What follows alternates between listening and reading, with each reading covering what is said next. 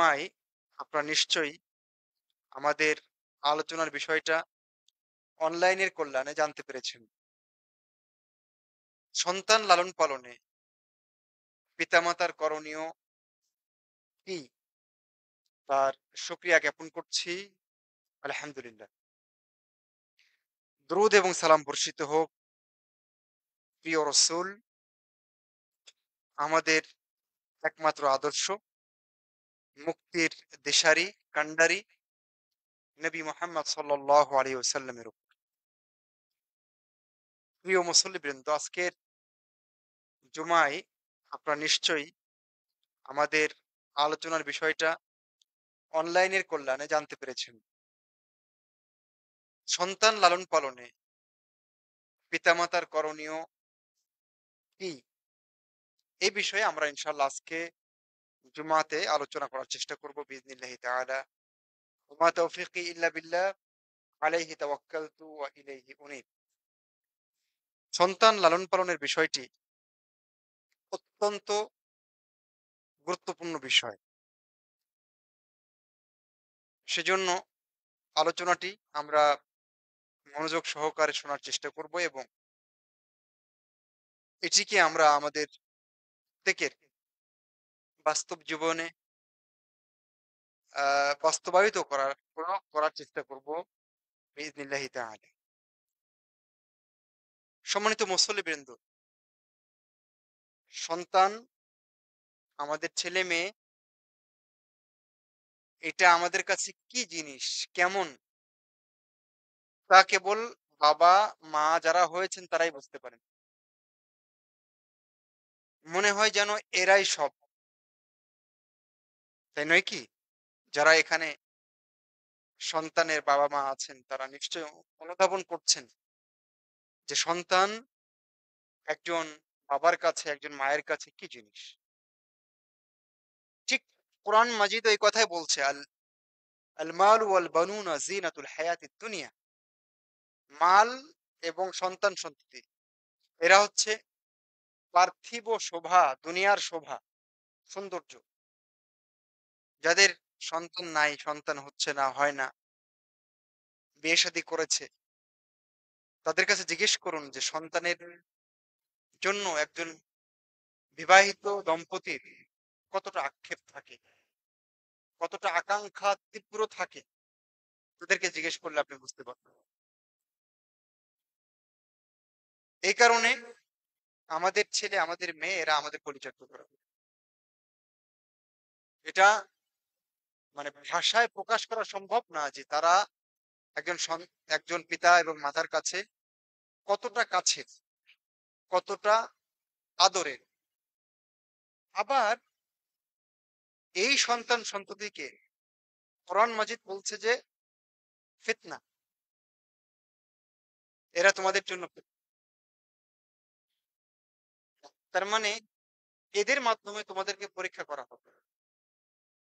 দেখেন, একই ছেলে একই মেয়ে, একদিক দিয়ে যেমন অনেক বড় সম্পত্তি, সম্পদ, সৌন্দর্য, অন্যদিক দিয়ে তেমন আমার ছেলেটা, আমার মেয়েটা আমার পরীক্ষার একটা বড় জায়গা। তাকে পেয়ে আমি আল্লাহর শুকরিয়া আদায় করতে পেরেছি কিনা, তাকে আমি ঠিকভাবে লালন পালন করতে পারছি কিনা, তাকে আমি কতটুকু ইমানের উপরে রাখতে পারছি, তাকে আমি কতটুকু আদব আখলাক ইত্যাদি শেখাতে পারছি। এই জন্য সন্তান আবার আমার জন্য এই পরীক্ষার জন্য আমাকে আপনাকে পরকালে জবাবদিহিতার মুখোমুখি হতে হবে। কারণ আল্লাহ রসুল বলেছেন যে কুল্লুকুম রাইন ওয়া কুল্লুকুম মাসউলুন আন রাইয়াতিহি। তোমরা প্রত্যেকে দায়িত্বশীল এবং প্রত্যেককে তার দায়িত্ব সম্পর্কে জিজ্ঞেস করা হবে কাল কিয়ামতের ময়দানে। তো আমার কাছে মনে হয় যে একজন মানুষের কাছে সবচেয়ে বড় দায়িত্ব হচ্ছে তার সন্তানকে দেখভাল করা, তার ছেলে মেয়েকে ঠিকভাবে গড়ে তোলা। আমার কাছে মনে হয় এটা সব দায়িত্বের টপ অফ দ্য লিস্টে থাকে, মানে যেগুলো দায়িত্ব বান্দা সম্পর্কিত। কিছু দায়িত্ব আছে যেগুলো আল্লাহ সম্পর্কিত, সেগুলো না। যেমন আল্লাহর ইবাদত করা, তাই না? তো আল্লাহর ইবাদত করা, শিরিক না করা, তাওহীদ প্রতিষ্ঠা করা, এগুলো আল্লাহর সম্পর্কে বা তার সাথে রিলেটেড বিষয়, অধিকার। কিন্তু বান্দা রিলেটেড যত বিষয় আছে তার মধ্যে একটা গুরুত্বপূর্ণ বিষয় হচ্ছে যে আমার ছেলেকে, আমার মেয়েকে আমাকে সুন্দরভাবে লালন পালন করতে হবে। আমি এই গুরুত্ব নিয়ে কথা বলবো ইনশাআল্লাহ, যে কেন আমাদের ওদের লালন পালন করতে হবে। তার আগে আমরা আজকে দেখবো যে সন্তান লালন পালন এটা আবার কি জিনিস, এটা আমরা দেখার চেষ্টা করব। মনে হয় এখানে যদি আমরা এই প্রশ্নটা ছুড়ে দেই যে সন্তান লালন পালন বলতে আপনারা কি বোঝেন, তাহলে অধিকাংশই আমরা পাশ করতে পারবো। সন্তান লালন পালন বলতে যেটা বুঝি, আমি খুব মানে সার কথাটা আপনাদেরকে বলি। আপনার ছেলে মেয়ে আকীদা, আমল, আচার আচরণ, চরিত্র, তার মানসিক অবস্থা, তার আবেগ অনুভূতি, তার শারীরিক অবস্থা, মানুষের সাথে তার লেনদেন, ওঠা বসা, সব কিছুর সমন্বয় হচ্ছে সন্তান লালন পালন। বোঝাতে পারেনি? আমি আবার বলছি, আমার ছেলে আমার মেয়ের আকীদা, তার আমল, আকীদা বুঝি তো? আকীদা ইমানের বিষয়গুলো, আমলের বিষয়গুলো, সালাত, সিয়াম ইত্যাদি। আকীদার বিষয়গুলো যেমন আল্লাহর সাথে সম্পর্কিত বিষয়, ফেরেশতাদের সম্পর্কিত বিষয়, পরকাল ইত্যাদি। তাহলে আকীদা, আমল, তার চলাফেরা, ওঠা বসা, আচার আচরণ, তার আবেগ অনুভূতি, তার বুদ্ধিবৃত্তিক, তার মন মানসিকতা, এই সব দিক এবং বিভাগ যদি কেউ খেয়াল করতে পারেন তাহলে এটা হচ্ছে সন্তান লালন পালন। এটাকে কি বলা হয়? সন্তান লালন পালন বলা হয়।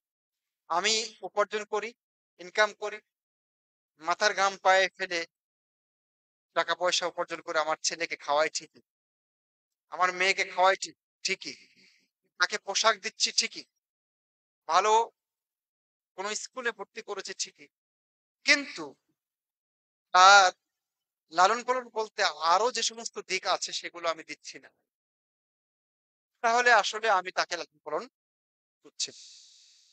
তাহলে আজকে আপনারা প্রথম বার্তা নিয়ে যান, সন্তান লালন পালন শুধু তার শারীরিক প্রবৃদ্ধি, শরীর গঠন, স্বাস্থ্য ঠিক রাখা নয়, সেটাও আছে সন্তান লালন পালনের মধ্যে।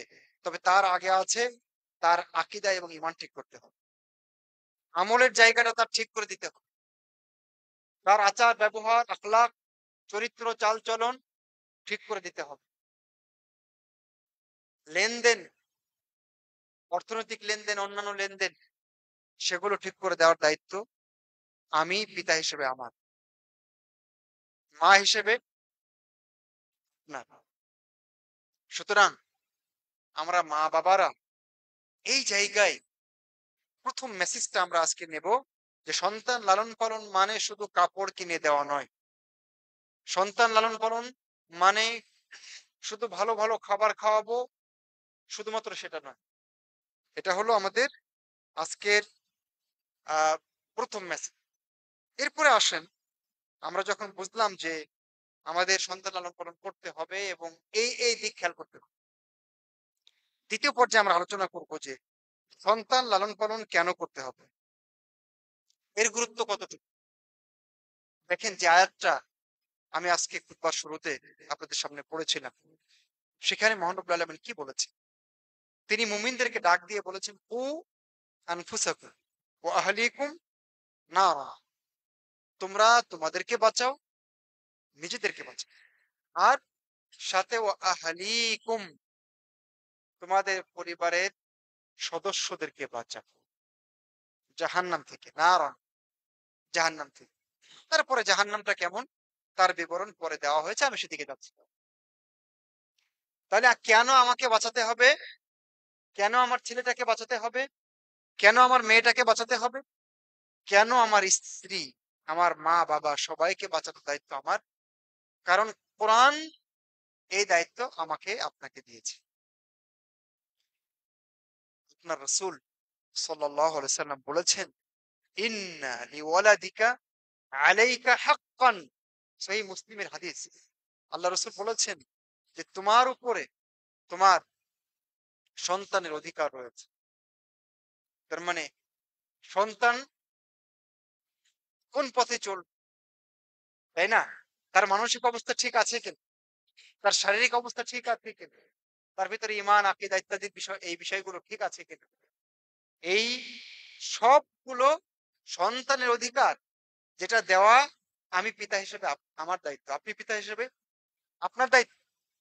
যারা মায়েরা আছেন, মা হিসেবে আপনার দায়িত্ব এই অধিকারগুলো তাকে দিতে হবে। অধিকার, অধিকার মানে বোঝেন তো? অধিকার মানে ওটা নষ্ট করলে জবাবদিহিতার মুখোমুখি হতে হবে। তার মানে অধিকার। আর আল্লাহ রাসূল সাল্লাল্লাহু আলাইহি ওয়াসাল্লাম সহিহ মুসলিমের হাদিসে আমাদেরকে বললেন যে তোমার সন্তান ছেলে হোক মেয়ে হোক, তোমার উপরে তার কিছু করণীয় রয়েছে। সেজন্য ইবনু উমার বলতেন, আদিব ইবনাক, তুমি তোমার সন্তানকে আদব শিক্ষা দাও। ফাইন্নাকা মাসউলুন আন আওলাদিকা মাযা আদাবতাহু ওয়া মাযা আল্লামতাহু। কারণ তোমার সন্তান সম্পর্কে জিজ্ঞাসিত হবে। তোমাকে কাল কিয়ামতের ময়দানে জিজ্ঞেস করা হবে, তাকে কি আদব শিখিয়েছো? তাকে কি শিখিয়েছো তুমি? আদবের পাশাপাশি দিন ধর্ম কিছু কি দিয়েছো, নাকি রাস্তায় ছেড়ে দিয়েছো? এটা তোমাকে জিজ্ঞেস করা হবে। ওয়া আন্নাহু মাসউলুন আন বিররিকা। আর সন্তানকে জিজ্ঞেস করা হবে তুমি কতটুকু তোমার বাবা মায়ের কথা শুনেছো, আনুগত্য করেছো। ওটা ওর চ্যাপ্টার। আর পিতা এবং মাতা হিসেবে আমার চ্যাপ্টার হচ্ছে আমি তাকে কি শিখালাম, কতটুকু তাকে সুন্দরভাবে লালন পালন করতে পারলাম নাকি পারলাম। এটা হলো আমার চ্যাপ্টার, এবং আমার চ্যাপ্টার সম্পর্কে কিন্তু আমাকে জিজ্ঞেস করা হবে। সুফিয়ান আস-সাওরি রাহিমাহুল্লাহ তাআলা তিনি বলেছেন, ইয়ামবাগি লিরাজুলি আন ইউকরিহা ওয়ালাদাহু আলাল ইলম ফাইন্নাহু মাসউলুন আনহু। সিয়ারু আলামিন নুবালা একটা কিতাব আছে, হাফেজ যাহাবীর লেখা। এই বইয়ের ভিতরে সুফিয়ান সাওরি রাহিমাহুল্লাহর এই বক্তব্যটা এসেছে। সুফিয়ান সাওরি বলেছেন যে প্রত্যেকটা মানুষের উচিত যে তার সন্তানকে বাধ্য করা জ্ঞান শেখাবার প্রতি। সেটা কোন জ্ঞান? দিনের মৌলিক জ্ঞান শেখানো এবং শিখতে বাধ্য করা প্রত্যেকটা মায়ের দায়িত্ব, প্রত্যেকটা পিতার দায়িত্ব। আমার ছেলেকে, আমার মেয়েকে দিনের মৌলিক বিষয় শেখাতেই হবে, এবং এক্ষেত্রে তাকে বাধ্য করতে হবে। এটা কোনো অপশনাল ব্যাপার নয় যে আমি ছেড়ে দেব না, শিখলে শিখলো না শিখলে নাই। জি না, বরং আমি আপনি অবশ্যই তাকে এটা শেখাবার জন্য বাধ্য। প্রিয় ভাই এবং ভগ্নী, মহান রব্বুল আলামিন কোরআন মাজিদে বলছেন, ওয়া আল্লাইসা লিল ইনসানি ইল্লা মা সাআ। মানুষের কিছুই নাই, কেবলমাত্র যা সে করবে ততটুকু পাবে। যতটুকু চেষ্টা সে করবে কেবলমাত্র ততটুকু পাবে। এটা কোরআন বলছে। আর মানুষ যা চেষ্টা করে তার একটা অন্যতম জায়গা হচ্ছে তার সন্তান। অর্থাৎ যদি সে চেষ্টার অংশ হিসেবে তার ছেলেকে, তার মেয়েকে গড়তে পারে, তাহলে তার প্রতিফল সে পাবে। এই জন্য আমাদেরকে আমাদের ছেলে মেয়েদেরকে সুন্দরভাবে লালন পালন করতে হবে। কথা বোঝা যায় না? যদি আমার ছেলেকে সে ঠিকভাবে গড়তে পারে, আমার মেয়েটাকে সুন্দরভাবে গড়তে পারে, তাহলে ওর একটা নেকি আমার শেখানোর কারণে সেই নেকিটা আমারও। আমি চলে যাব, ও ভালো কাজ করতে থাকবে, ও সালাত আদায় করবে, ও হজ সম্পাদন করবে, ও যাকাত দিবে, ও দান করবে, ও মানুষের সাথে ভালো ব্যবহার করবে। এই যত নেকি ও পাবে সেই নেকি কিন্তু আমিও পাবো পিতা হিসেবে, আমিও পাবো মাতা হিসেবে। কারণ আমি এই সন্তানের পিছনে শ্রম দিয়েছিলাম। তার জন্মের আগে থেকে তার পেছনে আমি চেষ্টা করেছি, দোয়া করেছি যেন ভালো সন্তান হয়। সন্তান হওয়ার পরে যত দায়িত্ব আমি ঠিকমতো করার চেষ্টা করেছি। সেজন্য আপনার সন্তান যা, যা ভালো কাজ করবে তার একটা অংশ আপনি পাবেন। বরং এই সন্তানের সিলসিলা ধারাবাহিকতা পরম্পরা চলতে থাকবে, ওরা ভালো কাজ করতে থাকবে আর ওদের নেকি আপনি পেতে থাকবেন। সুবহানাল্লাহ। এই কারণে আমাকে আপনাকে সন্তান ঠিকমতো লালন পালন করতে হবে। প্রিয় ভাইরা আমার, আমি যেমন আমার ছেলেকে আমার মেয়েকে রোদ থেকে বাঁচাবার চেষ্টা করি, ঠান্ডা থেকে বাঁচাবার চেষ্টা করি শীতকালে, তাই না? ঠিক এমনি ভাবে তাদের দিন যেন নষ্ট না হয়ে যায়, তাদের দিন ধর্ম যেন শেষ না হয়ে যায়, তাদের চরিত্র যেন নষ্ট না হয়ে যায়, ধ্বংস না হয়ে যায়, সেই চেষ্টাটা তার চেয়ে বেশি করে আমাদের করতে হবে। সন্তান লালন পালন কেন করব আরো? কারণ আমাকে আপনাকে জিজ্ঞেস করা হবে কালকে আমাদের পর।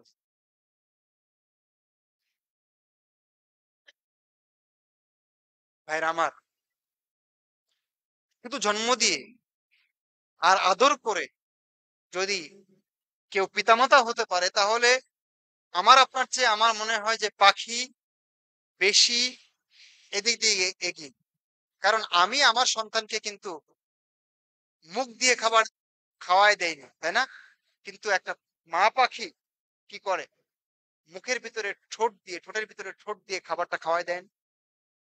তো শুধুমাত্র এইটুক যদি লালন পালন হতো, তাহলে পাখি আমার চেয়ে এগিয়ে আছে। সেজন্য আমি মানুষ হিসেবে শুধু এতটুকু দায়িত্ব আমার জন্য যথেষ্ট নয়। সে কারণে আমাকে আপনাকে জিজ্ঞেস করা হবে কালকে কিয়ামতের ময়দানে যে আমি আমার সন্তানকে লালন পালন করেছি কিনা। আর এই কারণে আমাকে আপনাকে সন্তান লালন পালনের প্রতি সর্বোচ্চ অগ্রাধিকার দিতে হবে। এই জায়গাটা সবার উপরে রাখতে হবে, পিতাকেও মাতাকেও। আরো যদি আমি বলি যে কেন ওদেরকে আমি লালন পালন করব, তাহলে উত্তরে আসবে আমি আপনি মারা যাব, যদি ভালো একটা ছেলে রেখে যেতে পারি, ভালো একটা মেয়ে রেখে যেতে পারি, তাহলে আপনার আমার আমল নামার যে হিসাব, ব্যাংক ব্যালেন্স, সেটা বন্ধ হয়ে গেছে না? মারা মারা যাওয়ার পরে বন্ধ হয়ে গেছে। কিন্তু ভালো ছেলে যে রেখে গিয়েছিলাম, ভালো মেয়ে যে রেখে গিয়েছি আমি, সেজন্য তাদের যে নেকি সেটা আমি পাচ্ছি হিসেবে আমার ব্যাংক ব্যালেন্স বন্ধ হয়ে যায়। আমার নেকি যুক্ত হতেই আছে। বরং কাল কিয়ামতের ময়দানে মানুষ যখন জান্নাতে চলে যাবে, তখন জান্নাতে ভালো মানুষ যারা, তাদের মর্যাদা বাড়বে। তখন তারা জিজ্ঞেস করবে যে ইয়া রব আন্না লি হাযিহি, আমার এই যে মর্যাদা আপনি বাড়িয়ে দিচ্ছেন একের পর এক, কোত্থেকে আসছে? এটা কিসের কারণে?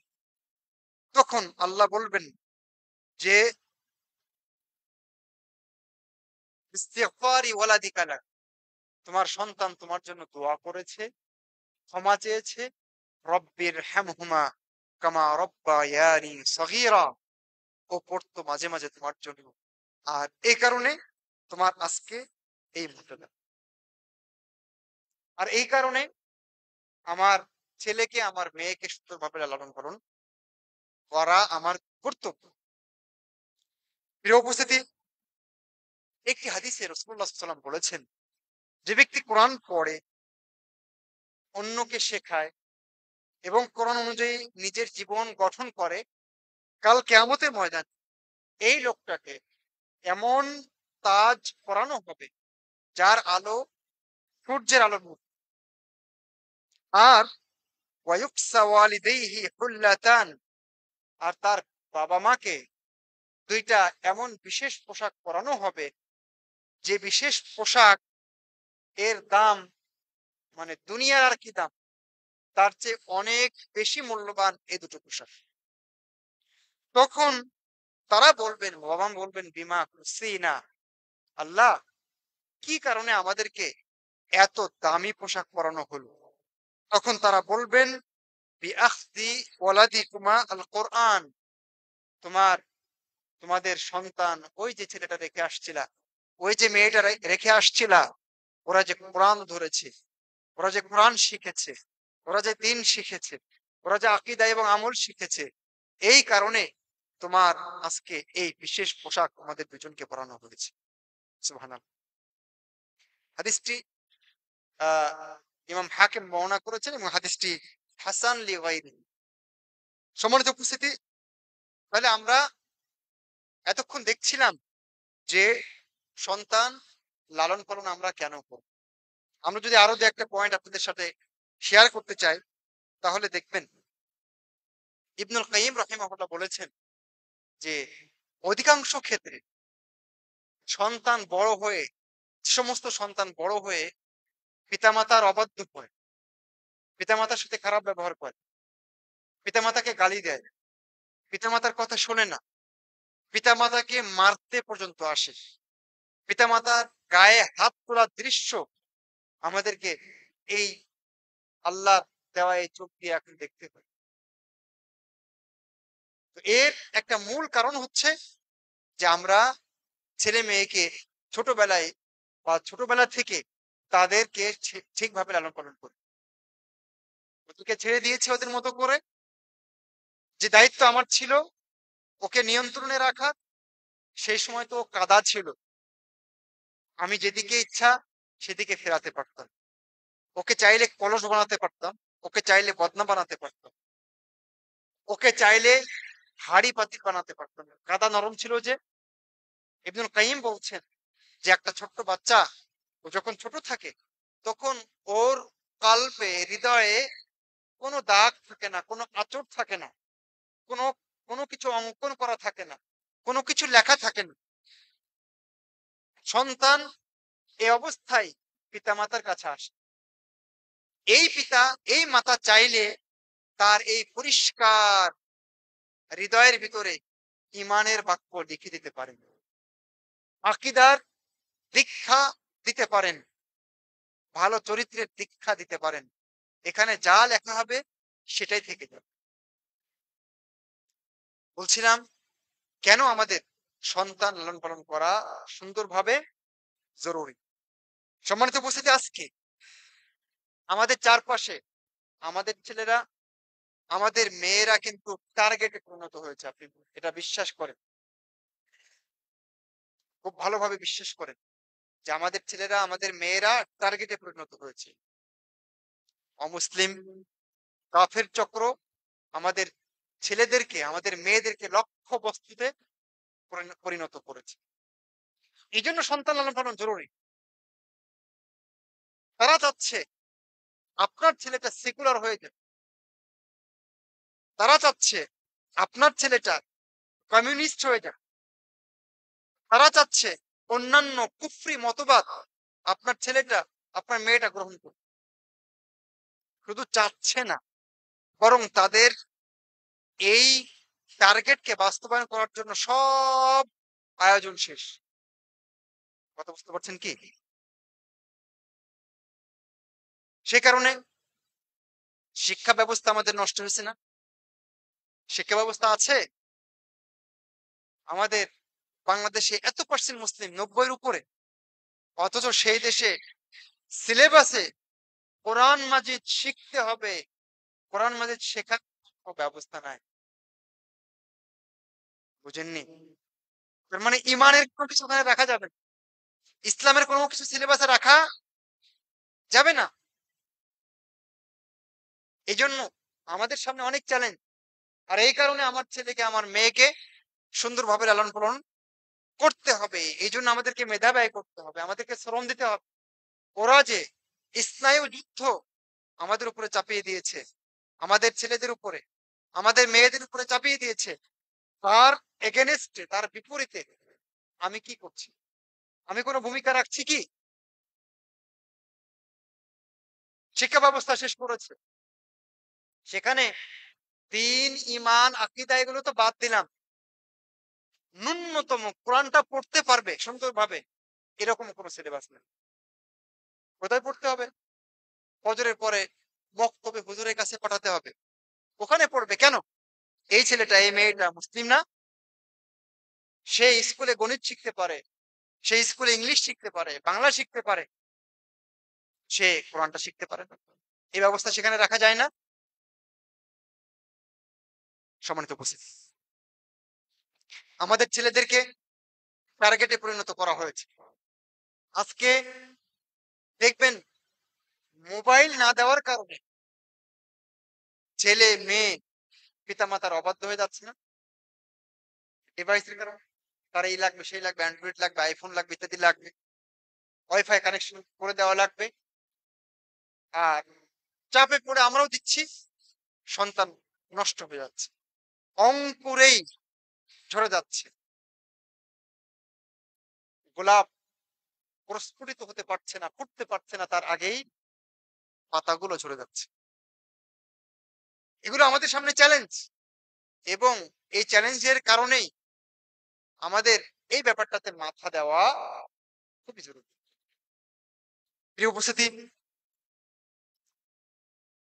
সন্তান ভূমিষ্ঠ হওয়ার পর থেকে টিকা কার্ড আমরা সংগ্রহ করি কি?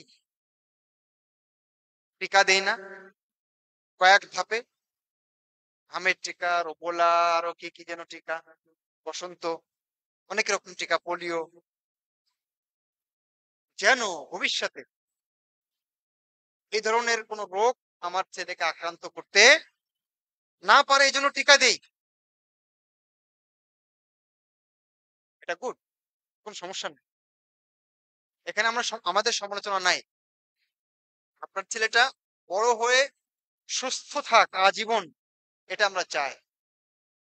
কিন্তু ছোটবেলায় তাকে ইমানের টিকা দেওয়া দরকার ছিল,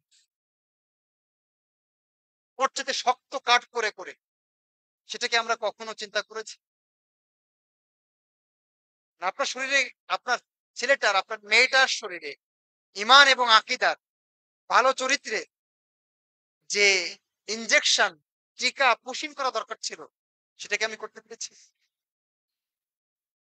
তাহলে আমার কাছে কি আমার ছেলের শরীরটাই বেশি মূল্যবান? দেখেন, ওরা মারা যাবে না, আমার ছেলে মারা যাবে না, আমি মারা যাবো, আমার ছেলেও মারা যাবে, ঠিক না? অফকোর্স, অবশ্যই মারা যাবে তার। কিন্তু মারা যাওয়ার পরে কি হবে? মারা যাওয়ার 2-3 দিন পরে ওই লাশ থাকবে কি? পেটটা ফেটে পচে পোকা হবে না? কিন্তু তার যে রূহ, এই রূহটা কখনোই মরবে না। যে রূহের ভিতরে আপনি ইমান এবং আকীদা দিয়ে দিলে, এই ইমান এবং আকীদা নিয়ে রূহটা সারা জীবন বেঁচে থাকবে। তার মানে আমরা আমাদের ছেলের শুধুমাত্র শরীরের খোরাক দিচ্ছি, শরীরকে রক্ষার জন্য চেষ্টা করছি, কিন্তু তার রূহের খোরাক, ইমান এবং আকীদার যে টিকা, এটা দিয়ে আমার ছেলেকে, আমার মেয়েকে আমি আহ ভবিষ্যতের জন্য গঠন করতে পারছি। এই না, আমি আমার কথাটা আপনাকে বোঝাতে পারছি, মানে আমার ছেলেটা সুস্থ থাকবে শারীরিক ভাবে, আর বড় হয়ে সে যে লাইনেই যাক না কেন, সে কৃষি কাজ করুক, দিনমজুর হোক, কাঠমিস্ত্রি হোক, রাজমিস্ত্রি হোক, সে লেখাপড়া করুক, সে ইংলিশ পড়ুক, সে সায়েন্সের অন্য কোনো সাবজেক্ট পড়ুক, সে মাদ্রাসায় পড়ুক, সে স্কুলে পড়ুক, সে দেশে কাজ করুক, সে বিদেশে কাজ করুক, তার ভিতরে ছোটবেলায় এমন ইমানি টিকা দিতে হবে যেন সে বৈমানিক হয়েও পাক্কা ইমানদার, যেন সে ডাক্তার হয়েও ডাক্তারের চেম্বার চিকিৎসা করতে করতে আজান হয়ে গেলে রোগীর সিরিয়াল অফ করে দিয়ে মসজিদমুখী হয়, যেন সে হাজার কাজে ব্যস্ত, আপনি অসুস্থ খবর পেয়ে সাথে সাথে আল্লাহর কাছে দোয়া করতে পারে, রব্বির হামহুমা কামা রাব্বায়ানি সাগীরা।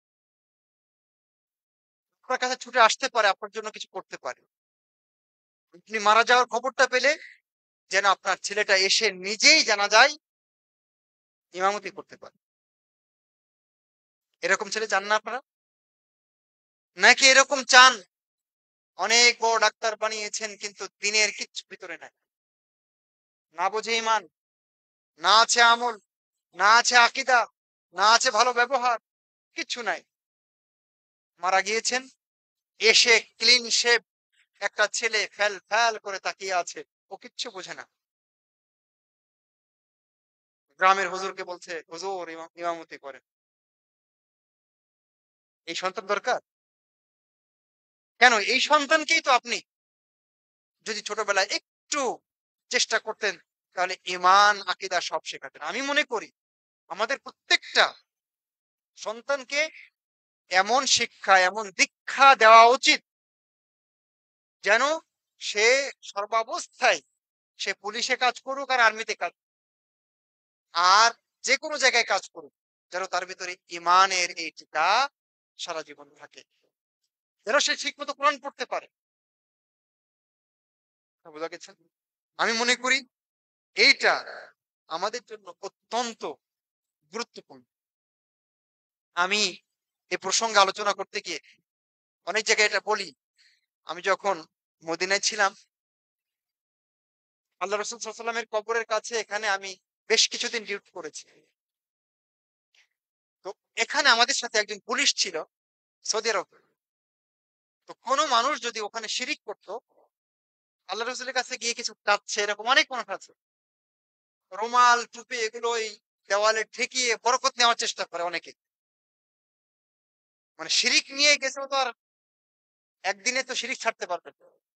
তখন ওই পুলিশটা, আমরাও বোঝাতাম, পুলিশটা ডেকে নিয়ে অনেক সময় ধরে কোরআনের আয়াত বলতেই থাকতেন, হাদিস একটার পরে একটা বলতেই থাকতেন যে আল্লাহ এই বলেছেন, আল্লাহ রাসূল এই বলেছেন, শিরকের ভয়াবহতা তুলে ধরতেন। আমরা আশ্চর্য হতাম এবং নিজেকে ছোট মনে করতাম যে এই পুলিশ যা জানে, আমি মদিনা ইউনিভার্সিটিতে পড়তে এসে তা জানি না। তাহলে এরকম পুলিশ হলে এটা কি দোষের? এরকম বিসিএস ক্যাডার হলে কি সমস্যা? এরকম একজন ইংলিশ সাবজেক্টে পড়ুয়া, ইংলিশে এমএ করে আসছে, ম্যাথে এমএ করে আসছে, পিএইচডি করে আসছে, আবার তার ভেতরে ঈমান আছে, কোন সমস্যা নেই। আমরা এরকম একটা শিক্ষা ব্যবস্থা, এবং যতদিন হচ্ছে না ততদিন সন্তান লালন পালনের ক্ষেত্রে আমাদেরকে অবশ্যই ভিন্ন চিন্তা করতে হবে। ভিন্ন চিন্তা বলতে স্কুলের পাশাপাশি তাকে এই দীক্ষাগুলো আমাদেরকে দেওয়ার চেষ্টা করতে হবে। সম্মানিত উপস্থিতি, আমরা খুতবার এ পর্যায়ে সামান্য বিরতি নিচ্ছি। ইনশাআল্লাহ বিরতির পরে খুতবার পরের অংশে গিয়ে আমরা বাকি আলোচনা শেষ করব বিইذنিল্লাহি তাআলা। আকুলু কওলি হাযা ওয়া আস্তাগফিরুল্লাহ লি ওয়া লাকুম ওয়া লিসাইরিল মুসলিমিন।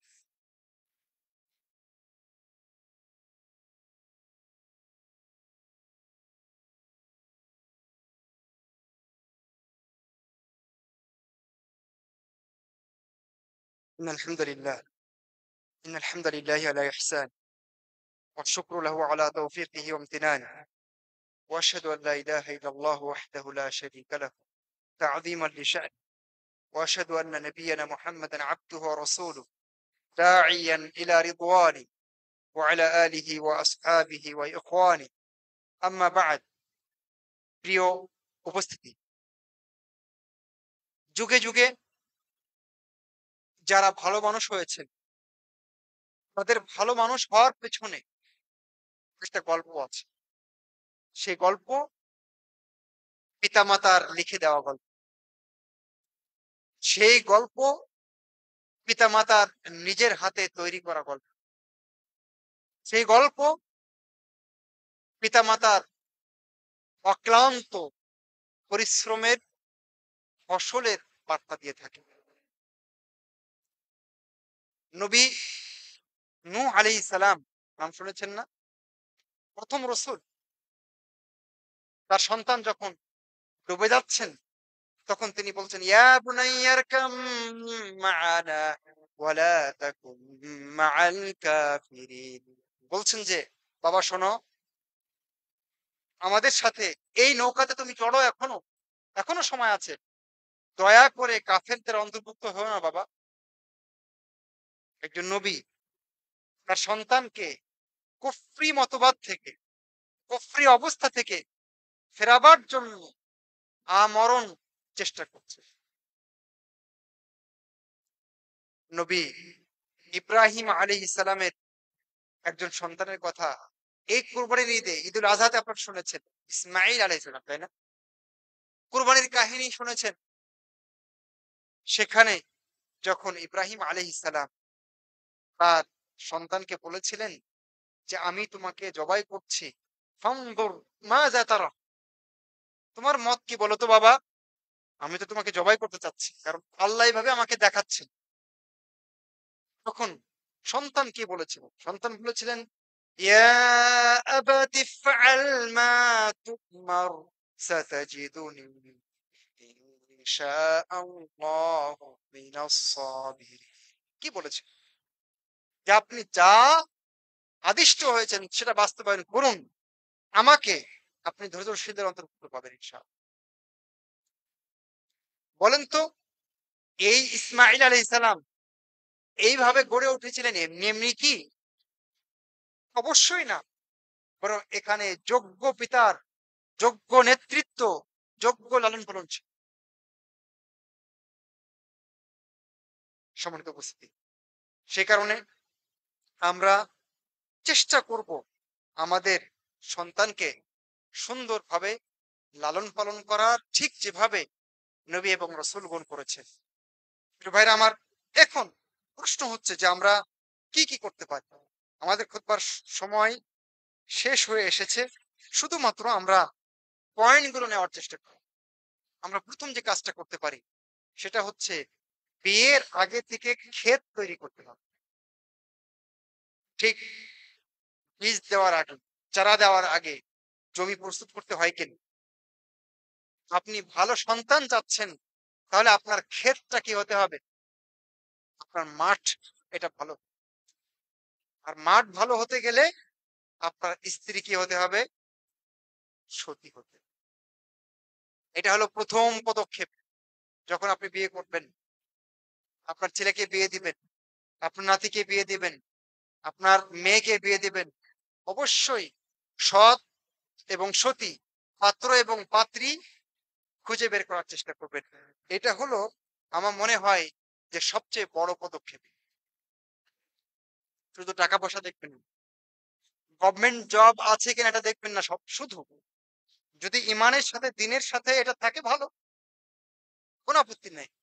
কিন্তু শুধু প্রপার্টি কি আছে, ঘর বাড়ি বিল্ডিং কি আছে, শুধু এটার পিছনে দৌড়াবেন না, বরং তার ইমান কি আছে এটা আগে দেখবেন।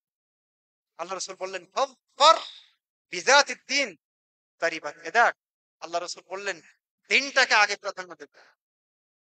তাহলে এটা হলো আমাদের প্রথম করণীয়। আমি খুব সংক্ষিপ্ত করে নেওয়ার চেষ্টা করছি, অনেক কথা এসব ব্যাপারে আছে। ২ নম্বর কাজ, ২ নম্বর কাজ হচ্ছে সন্তানের জন্য একটু দোয়া করা। আমরা দোয়া করি, বেশিরভাগ বাবা মা দোয়া করি না। বেশিরভাগ, আপনি বুকে হাত দেন এখন, দিয়ে চিন্তা করেন আপনি দোয়া করেন কিনা। দেখবেন খুব দু একজন বাবা পাবেন, দু একজন মা পাবেন, তারা সন্তানের জন্য দোয়া করেন, বেশিরভাগই দোয়া করেন। অথচ ইব্রাহিম আলাইহিস সালামের সন্তানের জন্য দোয়া আপনি কোরআন মাজিদ দেখবেন কত জায়গায় তিনি সন্তানের জন্য দোয়া করেছেন। সন্তান হওয়ার আগে থেকে দোয়া করেছেন, রব্বি হাবলি মিনাস সলিহিন। সন্তান হওয়ার আগেই যে রব, আপনি আমাকে আপনার পক্ষ থেকে সৎ সন্তান দান করুন। এই যে দোয়া শুরু, সন্তান হওয়ার পরেও দোয়া করেছেন, আমি সেদিকে আপনাকে নিয়ে যেতে পারবো না, সেই সময় আমাদের হবে না। তাহলে এটা হলো দ্বিতীয় কাজ, সন্তানের জন্য আমরা দোয়া করব। আপনি বাবা হিসেবে, আপনি মা হিসেবে দোয়া করবেন। মনে রাখবেন আপনার দোয়া এবং আল্লাহর মাঝে কোনো পর্দা নেই, কোনো দেওয়াল নাই, কোনো প্রতিবন্ধকতা নাই। দোয়া যা করবেন ওটাই কারেন্টের মতো কাজ করবে। সেজন্য এই জায়গা থেকে সরে আসা যাবে না। সলাতে, সলাতের বাইরে আপনার সন্তানের জন্য দোয়া করবেন। খবরদার যেন বদদোয়া না হয়ে যায়। সন্তান অনেক খারাপ কাজ করেছে, দুষ্টুমি করছে, কথা শুনছে না, আপনি খবরদার ভুলেও বলবেন না যা তুই শেষ হয়ে যাবে, তুই মানুষ হতে পারবি না, যা। খবরদার এটা বলবেন না। কারণ আপনার ভালো দোয়াটা যেমন কাজে লাগবে, আপনার বদ দোয়াটাও কাজে লেগে যেতে পারে। তখন ও সারা জীবন আর উঠে দাঁড়াতে পারবে না। সেজন্য যদি সন্তানের উপরে খুব রাগ হয় মায়ের, যেহেতু মায়েদের সাথে বেশি থাকে এই জন্য মায়ের কথা বলছি, আপনারা বাপ হিসাবেও আপনাদেরকেও খেয়াল করতে হবে। অনেক রাগ হয়েছে, সেই সময় বলবেন আল্লাহ তোকে হেদায়েত দান করুন, আল্লাহ তাকে সবচেয়ে ভালো মানুষ বানায়। রাগ করে বলবেন, এই কথাটা বলবেন। সৌদি আরবের মানুষ যেমন অনেক সময় রাগ করে, রাগ হয়ে গেলে বলে আল্লাহ হাদি, আল্লাহ তোকে হেদায়েত, এটা বলে। প্রবাসী অনেকে এখানে আছেন, আপনারা জানেন, তারা এরকম বলে। রাগ হয়ে গেছে বলে সল্লি আলা নবী, রাসূলের উপরে একটা দরুদ পড়ে নাও, তোমার মনটা ঠিক হয়ে যাবে। তাহলে ভালো দোয়া যেমন করবেন, তেমনি খেয়াল করবেন যেন বদ দোয়া না হয়ে যায়। তারপরে যে পয়েন্ট, সেটা হচ্ছে ভূমিষ্ঠ হওয়ার পরে সুন্দর নাম রাখবেন, ভালো নাম রাখবেন। সপ্তম দিনে আকিকা দিবেন। হওয়ার পরে প্রথম তার কানে আজান দেওয়ার চেষ্টা করবেন, এক কানে আজান দেওয়ার চেষ্টা করবেন। এরপরে সপ্তম দিনে মাথা মুন্ডন করে সেই চুলের ওজন পরিমাণ রূপা বা রূপার মূল্য ফকির মিসকিনকে দান করে দেওয়ার চেষ্টা করবেন। জন্মের পরে নাট বল্টু নাম রাখবেন। জন্মের পরে আর যে কাজ করবেন, শুরু থেকে নিয়ে শেষ দিন পর্যন্ত একটা ভাতের দানা হারাম আপনার ছেলের মুখে তুলে দিবেন। ভালো পোশাক দরকার নাই, কোরমা পোলাও দরকার নাই, ডাল ভাত খাক কিন্তু হালালটা খাক। সন্তান লালন পালন করবেন, এই বিষয়গুলো অবশ্যই খেয়াল রাখার চেষ্টা করবেন। এসব ক্ষেত্রে খুব মজার মজার কিছু কথা ছিল, আমি আজকে বলতে পারলাম না, ইনশাআল্লাহ অন্য কোনো সময়ে আমরা কথা বলার চেষ্টা করব। তাদেরকে ইমান এবং আকীদা শেখাবার চেষ্টা করবে। লোকমান হাকিমের নাম শুনেছেন কোরআন মাজিদে? লোকমান হাকিমের 10টা নসিহত আল্লাহ কোরআন মাজিদে রেখে দিয়েছেন কিয়ামত পর্যন্ত। সুবহানাল্লাহ। সেই 10টা নসিহতের প্রথমটা ছিল ইয়া বুনাইয়া লা তুশরিক বিল্লাহ, তাই না? হে আমার কলিজার টুকরা, আল্লাহর সাথে কাউকে শিরিক করবে না। ইন্না শিরকা লাযুলমুন আযীম, নিশ্চয় শিরিক বড় জুলুম। সেজন্য আপনার সন্তানকে সর্বপ্রথম তাওহীদের বাণী শেখাবার চেষ্টা করুন। শিরিক থেকে বাঁচার উপাদান তার ভিতরে দেওয়ার চেষ্টা করুন, এটা সর্বপ্রথম কাজ। ইবনুল কাইয়িম রাহিমাহুল্লাহ খুব চমৎকার একটা কথা বলেছেন। তিনি বলেছেন, বাচ্চা যখন প্রথম বুলি ফুটবে তার মুখ দিয়ে, কথা যখন বের হবে, তখন তিনি বলছেন ফালিউলাক্কানু লা ইলাহা ইল্লাল্লাহ মুহাম্মাদুর রাসূলুল্লাহ, তখন যেন বাপ মা লা ইলাহা ইল্লাল্লাহ মুহাম্মাদুর রাসূলুল্লাহ তাদের সামনে বেশি বেশি করে পড়ে, এবং এই বাণী, এই তাওহীদের বাণী যেন তাদের কান সর্বপ্রথম শোনে। এই তাওহীদের বাণী এবং আল্লাহর পরিচয়, আল্লাহকে চেনা, এইটা যেন তাদের তাদের সর্বপ্রথম কাজ হয়। আল্লাহ কোথায়? আল্লাহ আরশের উপরে। এই জায়গাগুলো যেন সর্বপ্রথম তাদের ঠিক হয়। ইবনুল কাইয়িম রাহিমাহুল্লাহ চমৎকার ভাবে এই বিষয়টা বিশ্লেষণ করেছে। আমাদের ছেলেরা, আমাদের মেয়েরা কি শিখে? এগুলো কি শেখে? লা ইলাহা ইল্লাল্লাহ, ভালো ভালো বাণী, এগুলো তো শেখে না আগে, হয়তো বা পরে গিয়ে শেখে। প্রথমে গালি শেখে পরিবেশ অনুযায়ী। সম্মানিত উপস্থিতি, তাহলে এই জায়গায় আমাদের কাজ করতে হবে। আল্লাহর উপরে তাওয়াক্কুল, আল্লাহর উপরে ভরসা, আল্লাহ তোমাকে দেখছে, এই বিষয়গুলো বাচ্চাকে দিতে হবে। সম্মানিত উপস্থিতি, সেই কারণে আমরা দেখেছি নবী মুহাম্মদ সাল্লাল্লাহু আলাইহি সাল্লাম ইবনে আব্বাসকে কি বলছেন, ইন্নী উআল্লিমুকা কালিমাত, আজকে তোমাকে এমন কিছু শেখাবো যেটা অত্যন্ত গুরুত্বপূর্ণ। শেখাতে শেখাতে অনেকগুলো বাক্য শেখালেন, আমি সবগুলো বলতে পারছি না সময়ের কারণে। শেখাতে শেখাতে তিনি গিয়ে বললেন, শোনো, মনে রাখবে পৃথিবীর সবাই মিলে যদি তোমাকে সামান্য উপকার করতে চায়, করতে পারবে না যদি তা লেখা না থাকে আল্লাহর কাছে। সবাই মিলে ক্ষতি করতে চাইলেও পারবে না, সামান্যতম ক্ষতি করতে পারবে না যদি তা আল্লাহর কাছে তাকদীরে লেখা না থাকে। তাওয়াক্কুল, এটা সন্তানকে শেখাবার চেষ্টা করতে হবে। কোরআন শেখাবেন যেন তারা প্রথমেই এবিসি না শিখে প্রথমে আলিফ বা তা আসে।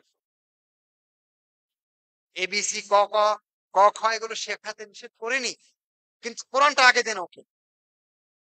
তারপরে ক্রমান্বয়ে অন্যান্য আপনি শেখান না 10টা ভাষা, কোন সমস্যা নেই। ভাষা সব আল্লাহর দান, শেখাতে পারেন, কোন সমস্যা নেই। কিন্তু কোরআনের বাণী যেন তার আগে থাকে। প্রিয় উপস্থিতি, সালাত শিখাবেন ছোটবেলা থেকে। ডাক্তার নৃপেন ভৌমিক, সম্ভবত ডাক্তার উনি, ওনার একটা বই আছে স্মৃতি বিস্মৃতি। এই বইয়ের ভিতরে উনি লিখেছেন যে ব্রেনের যে সেলগুলো আছে এগুলো একটা একটা করে ছোটবেলা থেকে জুড়তে থাকে। তো আপনি বাচ্চাকে যে অবস্থায় সেলগুলো জুড়বেন সেই অবস্থায় ও অভ্যস্ত হয়ে যাবে পরবর্তীতে। ধরেন সালাতের উপরে সালাত পড়াতে পড়াতে তার সেলগুলো জুড়ল, তাহলে এই সেলগুলো এইভাবে থেকে যায় এবং বড় হয়ে সে সালাতগুলো আর ছাড়বে না। সেজন্য দেখবেন আপনি যারা ছোটবেলা থেকে সালাতে অভ্যস্ত না, গোঁড়া হয়ে গেছে, হাড় হাড্ডি পেকে গেছে, চুল দাড়ি সাদা হয়ে গেছে, তাদের সালাত পড়তে আসা খুবই কঠিন তাদের জন্য, তাই না? এটা বাস্তব। সুতরাং আপনার কলিজার টুকরা ছেলেটাকে, মেয়েটাকে ছেলেবেলা থেকেই, ছোটবেলা থেকেই সলাতে নিয়ে আসবেন, পাশে বসিয়ে দাঁড় করিয়ে সলাত আদায় করবেন। মায়েরা যারা আছেন, আপনার মেয়েটাকে যখন জায়নামাজে দাঁড়াবেন বাসায়, তখন বলবেন, মা উজু করেছো, উজু করে আসো, আমার পাশে দাঁড়া। এইভাবে দেখতে দেখতে দেখবেন ও শিখে যাচ্ছে। আপনার তেলাওয়াত শুনতে শুনতে দেখবেন সূরা ফাতিহা মুখস্থ হয়ে গেছে। তাহলে এগুলো আমাদের শেখাতে হবে, সিয়াম শেখাতে হবে, আদব শেখাতে হবে। আল্লাহ রাসূল বলছেন না যে এই ডান হাত দিয়ে খাও, বিসমিল্লাহ বলে খাও, খবরদার প্লেটের সব জায়গায় হাত দিয়ে খেও না। ওমর ইবনে আবি সালামাকে রাসূলুল্লাহ সাল্লাল্লাহু আলাইহি সাল্লাম এইভাবে শিখিয়েছিলেন। ওদেরকে দোয়া শেখাবেন, ঠিক আছে? বাসা থেকে বের হচ্ছে, বলো তো বিসমিল্লাহি তাওয়াক্কালতু আলাল্লাহ ওয়ালা হাওলা ওয়ালা কুওয়াতা ইল্লা বিল্লাহ। আপনি নিজে পড়বেন, বলাও রাখবেন, জোরে জোরে বলবেন একটু ওর সামনে, ও অভ্যস্ত হয়ে যাবে। টয়লেটে ঢোকার সময়, ঢোকার আগে বলবেন, আল্লাহুম্মা ইন্নী আউযু বিকা মিনাল খুবুসি ওয়াল খাবাইথ। ও দেখবেন আস্তে আস্তে কি শিখে যাবে, ওর বই পড়া লাগবে না, এমনি এমনি মুখস্থ হয়ে যাবে। ঘুমের সময় দোয়াটা একটু জোরে জোরে বলবেন, আল্লাহুম্মা বিসমিকা আমুতু ওয়া আহইয়া, শিখে যাবে। এইভাবে নিত্যদিনের যে দরকারি দোয়াগুলো আপনি পড়বেন। আমি আলোচনা একেবারে শেষের দিকে, আমরা অনেক সময় পার করে দিয়েছি। চেষ্টা করবেন আপনার ছেলে যেন দুষ্ট সঙ্গের সাথে না মেশে। রেড অ্যালার্ট এখানে, দুষ্ট কোনো সঙ্গের সাথে মেশা যাবে না।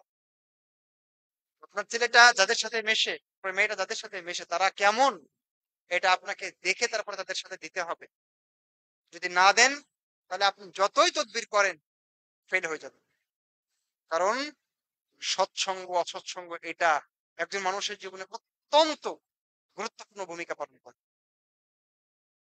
সম্মানিত উপস্থিতি, মহানবুল আলামিন আমাকে আপনাকে তৌফিক দান করুন, আমরা যেন আমাদের ছেলেদেরকে, আমাদের মেয়েদেরকে সুন্দরভাবে লালন করতে পারি। আমরা যেন ওদেরকে দিনমুখী করতে পারি, আমরা যেন ওদেরকে পরকালমুখী করতে পারি, আমরা যেন ওদেরকে ঈমান এবং আকীদার টিকা ছোট অবস্থাতে দিতে পারি, আমরা যেন ওদেরকে দ্বীনের মৌলিক জ্ঞানগুলো ছোটবেলা থেকেই ওদের ভেতরে দিয়ে দিতে পারি। মহানবুল আলামিন সেই তৌফিক আমাদেরকে দান করুন। আপনারা এই চেষ্টা করবেন। আপনারা চাঁদপুর মুসআব বিন উমাইর মসজিদ ও মাদ্রাসা কমপ্লেক্সের সাথে থাকবেন সবকিছু দিয়ে, দোয়া দিয়ে, পরিশ্রম দিয়ে, মেধা দিয়ে, পরামর্শ দিই, অর্থ দিই। আমরা সবসময় বলে আসছি যে এখানে মাদ্রাসা আছে, সাথে কালচারাল একাডেমিক আছে, হিফজখানা আছে এবং বিরাট পরিকল্পনা সামনে এই মসজিদ কমপ্লেক্স, মাদ্রাসা কমপ্লেক্সকে নিয়ে আছে। বহুতল ভবন হওয়ার প্ল্যান আছে। তো সবগুলোই সময় সাপেক্ষ ব্যাপার, অর্থনৈতিক ব্যাপার এখানে আছে। সেজন্য আপনারা সবাই এই প্রতিষ্ঠানের সাথে থাকার চেষ্টা করবেন। মহান রব্বুল আলামিন আপনাদের সবাইকে কবুল করে নিন। মহান রব্বুল আলামিন আমাদের যারা মারা গিয়েছেন তাদের সবাইকে সবার প্রতি রহমত করুন এবং তাদেরকে ক্ষমা করে দিন। তাদেরকে জান্নাতুল ফিরদাউস দান করুন। যারা অসুস্থ আছেন রব্বুল আলামিন আপনি তাদেরকে আশু সুস্থ করে দিন।